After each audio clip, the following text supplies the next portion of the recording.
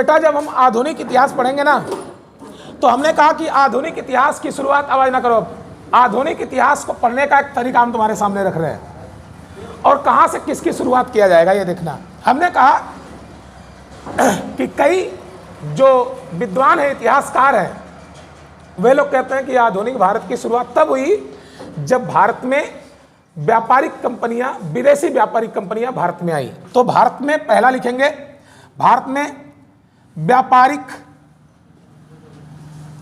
कंपनियों का आगमन। ठीक, तो व्यापारिक कंपनियों में सबसे पहले कौन आई थी बेटा? पुर्तगाली। पुर्तगाली आया था ना। यहां से क्वेश्चन दूठे बनाई, दू दिमाग में तुरंत बैठ जाए। दूसरे नंबर पर डच, तीसरे नंबर पर ब्रिटिश, चौथे नंबर पर डेनिश, ठीक, और पांचवें नंबर पर आए थे फ्रांसीसी। आवाज नहीं, तुम आराम से पढ़ो, घबराना नहीं है।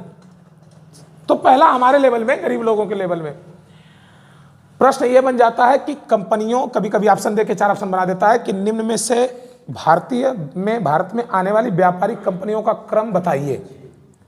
तो पहले नंबर पर कौन आया है? दूसरे नंबर पर, तीसरे नंबर पर, चौथे नंबर पर डेनिश लोग डेनमार्क के थे। कहां के थे? और हाई डच लोग हालैंड के थे। कहां के थे बेटा? हालैंड के। ब्रिटिश लोग अंग्रेज थे ही, ब्रिटेन के, और फ्रांसीसी फ्रांस के, और पुर्तगाली कहां के थे? पुर्तगाल के। अब यहां पर पहला क्वेश्चन सीरीज बन गया।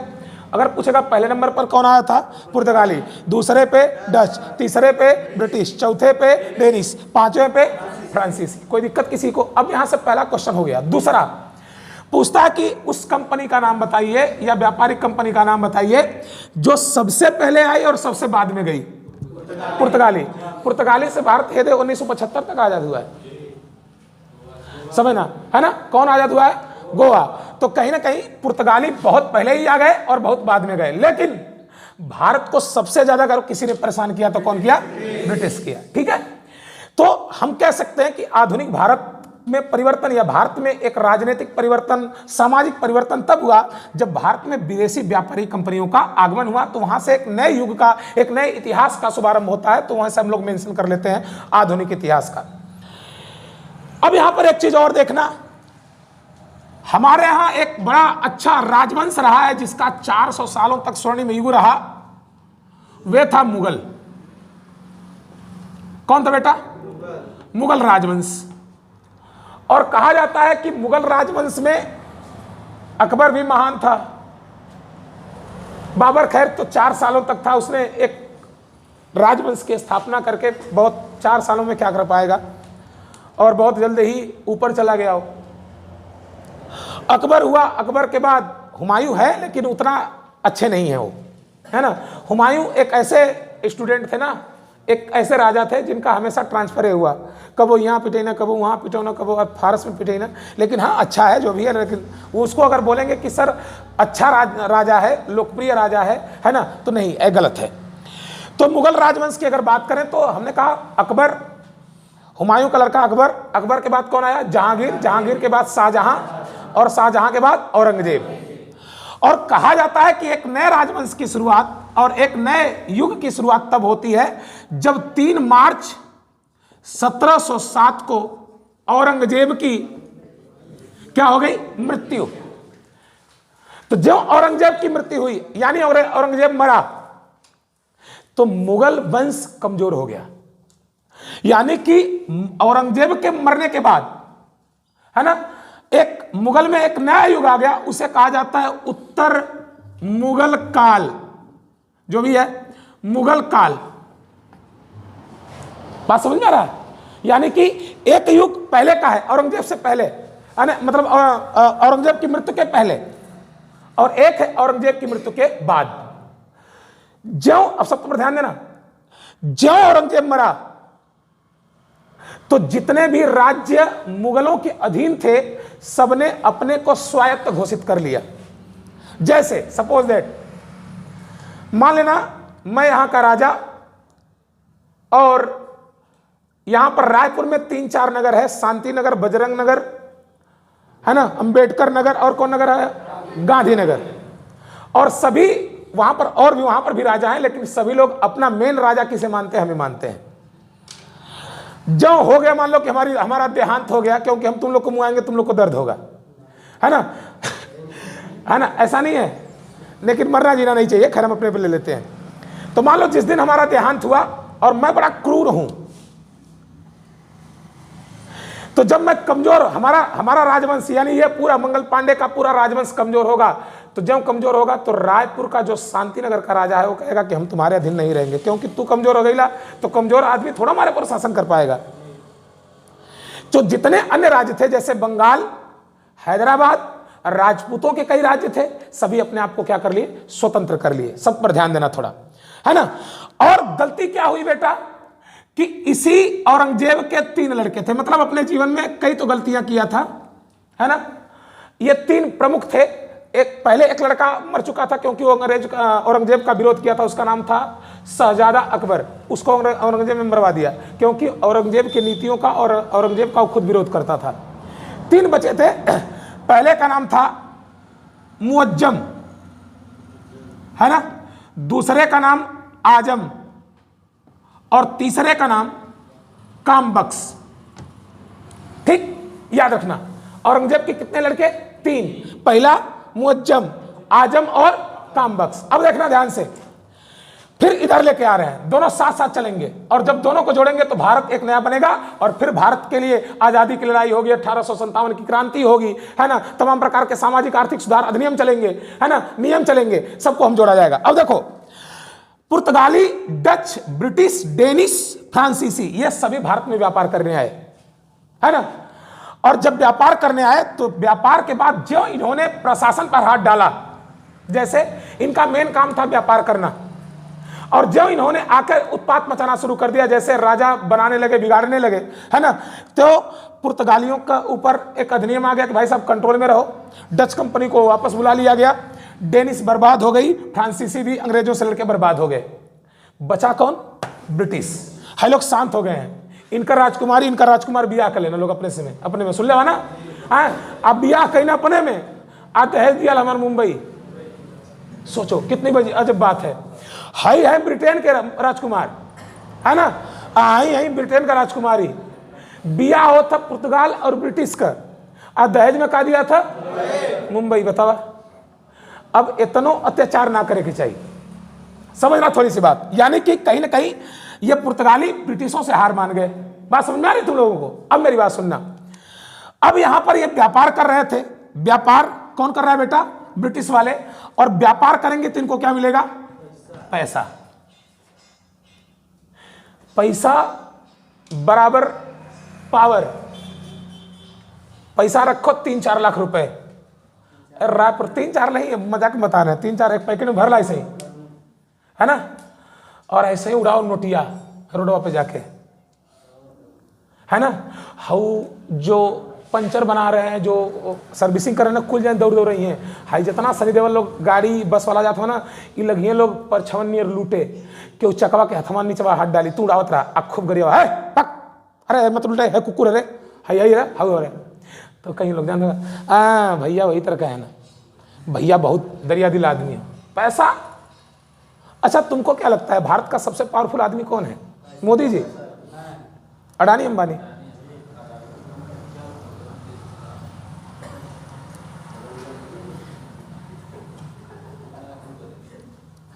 ये भारत में दुए तरीके से आप रह सकते हैं, एक तो पैसा के साथ, दूसर का पावर के साथ। तो एक मिनट खाती तो पैसा अगर हुए, पावर नहीं होवे तब वो रह जाइबा, लेकिन पावर अगर है तो पावर मतलब कौन चीज तू समझा था कि हम तो 20 आदमी के मार देबा तू, कि नहीं सर जब 20 आदमी के मार दे, कोपड़ मरबा तू, 20 आदमी के मार देबा तू, 20 आदमी को तो मार नहीं पाओगे, तो कौन चीज का पावर है? ये पावर रहे कि तोहरे से पैसा वाला डरे तब तो सही है, नहीं तो एक बात और है, हमारे भारत में अभी तक ये नियम है कि जिसके पास पैसा है वो ऑटोमेटिक पावर बना लेता है। प्रधानी में देख ला, जो 14-15 लाख खर्च कैला वो जीतल आए। अजय कई यानी कई लोग बदमाश लड़े, बदमाश भी लड़े, लेकिन बदमाश अगर खर्च किए तभी जीते। अगर बदमाश हाथ जोड़ेगा तो गांव वाला हंसीगे, भैया गिला, है ना। अगर क्योंकि बदमाश है, वो जानते हैं कि चुनाव जीतेगा तो उपद्रव करेगा, है ना, तो विदाउट पैसे का चुनाव जीत नहीं सकता। हमारे पूर्वांचल की बात कर रहे हैं, ये पैसा कमा रहे हैं, सब पर ध्यान देना। हाई लोग पैसा लुटा रहे हैं, ये अपनी शक्ति बढ़ा रहे हैं, ये अपनी शक्ति को कमजोर कर रहे हैं। अब सुनना, जब इनके पास पैसा आया, इन्होंने 2 क्षेत्रों में एंट्री मारा, 2 क्षेत्रों में, 2। पहला राजनीति में और दूसरा प्रशासन में। यानी कि राजा, सब पर ध्यान देना, देखो कितनी बड़ी बात है। राजा जरूर रहेगा, लेकिन राज्य का मालिक कौन रहेगा? British east India company. बात समझ में रही है? ये दोनों एक साथ चल रहे हैं बेटा, हाई एक साथ। आधुनिक इतिहास पढ़ाने उल्टा सीधा रेट पढ़ा देते हैं, सब पढ़वा देते हैं। इसका क्या बढ़ रहा है? पैसा, पैसा बराबर पावर। और यहां पर अय्यास राजा, औरंगजेब के मरने के बाद कई ऐसे राजवंश हुए जो कि बंगाल में भी हम ना पढ़ेंगे, वहां पर कई राजा हुए जिन्होंने बंगाल को इतना संपन्न बना दिया कि बंगाल को पृथ्वी का स्वर्ग कहा जाने लगा।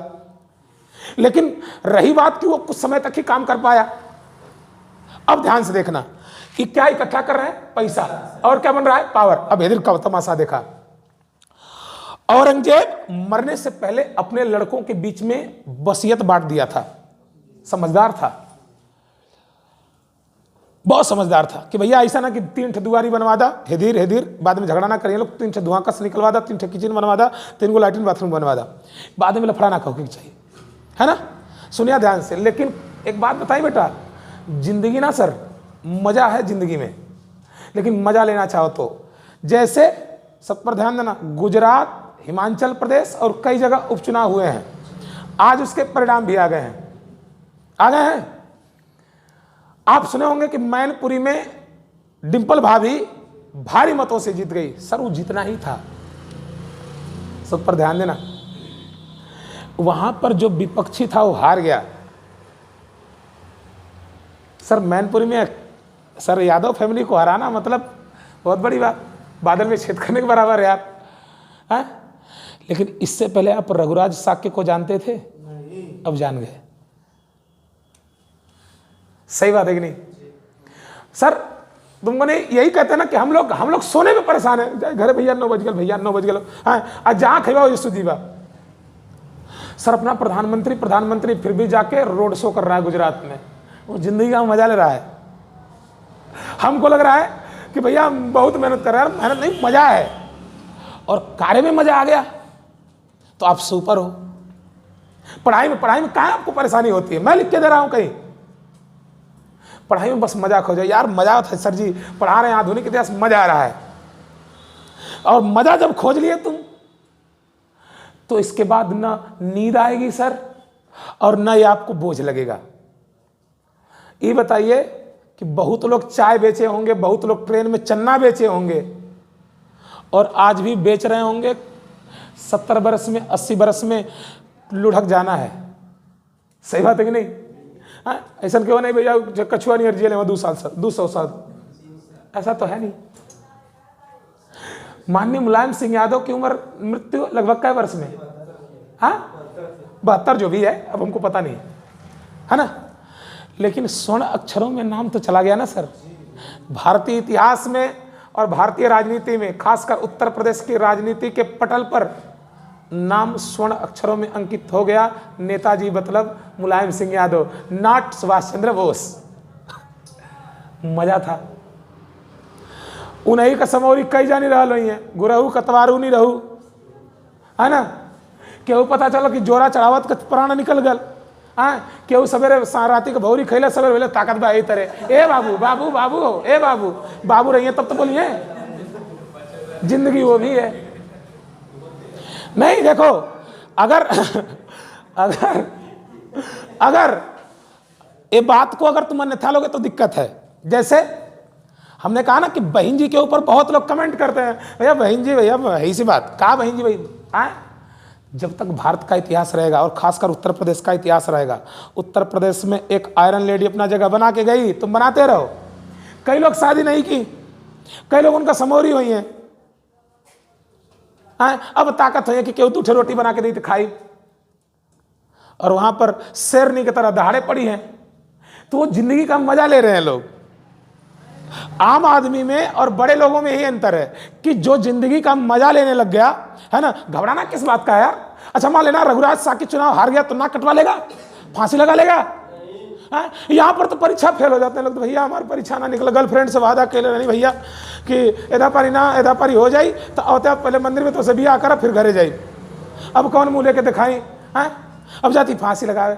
अरे फांसी कहाँ लगा रहे हो सकता है कि वो भग जाएगी तो दूसर की, तीसर की, चौथ की, पचमी, बुरा ना मानो होली है, जब तक मन करे तब तक लगे रहो, जब तक सफलता ना मिले, और जाके फांसी लगा ले भैया, फांसी लगा ले। इधर माई बाप परेशान बन जा भूत प्रेत वही में कि जो रूम में फांसी लगा ले केव जाइबो ना करे, है ना, रूम बंद रहे, 400 साल बाद रूम खिलाई तो खुलाई तो तुम भूत बन के निकलवा।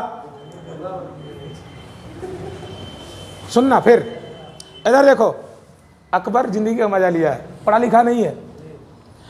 सर पिताजी कमजोर थे लेकिन अपनी पॉलिसी बनाए। मैं इसीलिए बार बार कहता हूं कि पढ़ने लिखने से क्या मतलब है। अभी इसी पर आएंगे हम, इन लोगों पर। हम तो कई लोगों को देखें बेटा गांव में बीएड करके बीटीसी के लुंगी लपेट के ना पुलिया पे बैठे रहते हैं, है ना, बर्फ बेचे वाला, सोमपपड़ी बेचे वाला जाइए तो कहें चाचा, तो ओके लगी कि खरीदिए, कहीं हाई हुए चाचा, बोले कहा भैया, बोले हाई चाचा हुए नहीं भैया, चाचा तनिक को देता, घुन्नी भर देता चाचा, भैया एक के बीरा का धई ले चाचा, हमारी तू दूसर ले चाचा।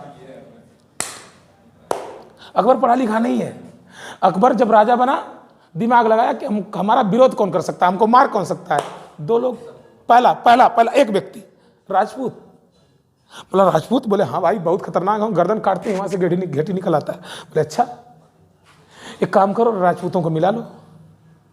राजपूत को मिला लिया, और दिमाग का तेज देखो, हल्दी घाटी की लड़ाई राजपूतों से ही लड़वा दिया।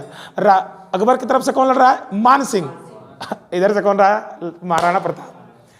जिंदगी है ये, दिमाग देखो दिमाग। जहांगीर भी वैसा ही निश्चित आदमी है, राजपूतों से दोस्ती है, दिन भर पी के फ्लैट, सब संभालने वाले संभाल रहे, कहां बिगड़ गया, कहां सुने हो कर बहुत कुछ बर्बाद कर दिया कि 3 बीसा जमीन रहे वो बेच करना, सुने हो नहीं। शाहजहां भी वैसा, वो तो प्रेम दीवाना आदमी, राजपूतों को दे दिया कारबार, ले भैया समारो। औरंगजेब का विरोध लाजमी था।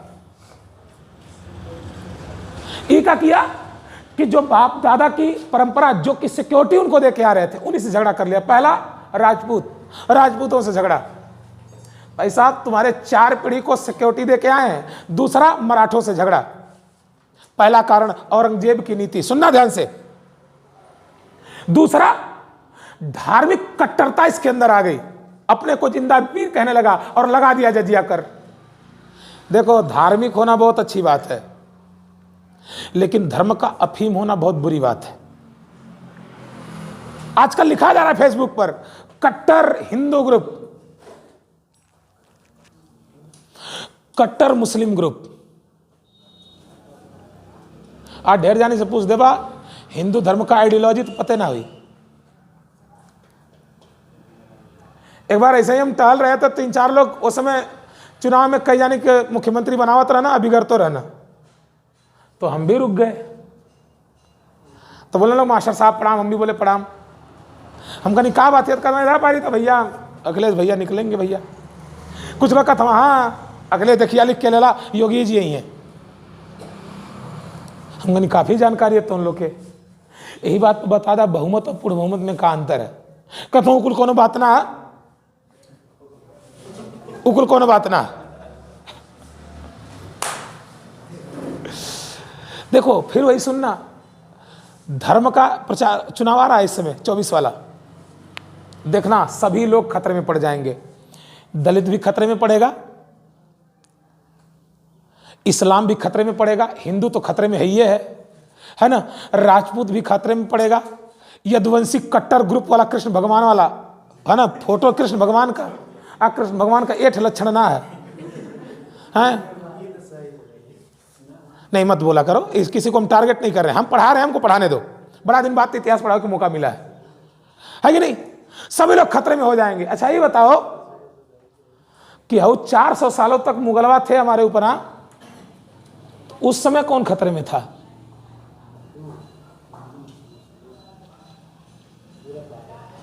उस समय, अच्छा ये बताना, सुनना, उस समय अगर कोई खतरे में रहा होता, चाहे हिंदू, चाहे मुस्लिम, चाहे दलित, चाहे ब्राह्मण, चाहे जो भी, तो जो खतरे में रहता तो आज तक तो उसका अस्तित्व तो समाप्त हो जाना चाहिए था, है ना? और एक बात बताइए कि अकबर अस्तित्व खत्म करने वाला होता, है ना, या सभी लोग अस्तित्व, सभी धर्मों का, जातियों का अस्तित्व उस समय खतरे में था, तो अकबर जोधा बेगम से ब्याह थोड़ा करता।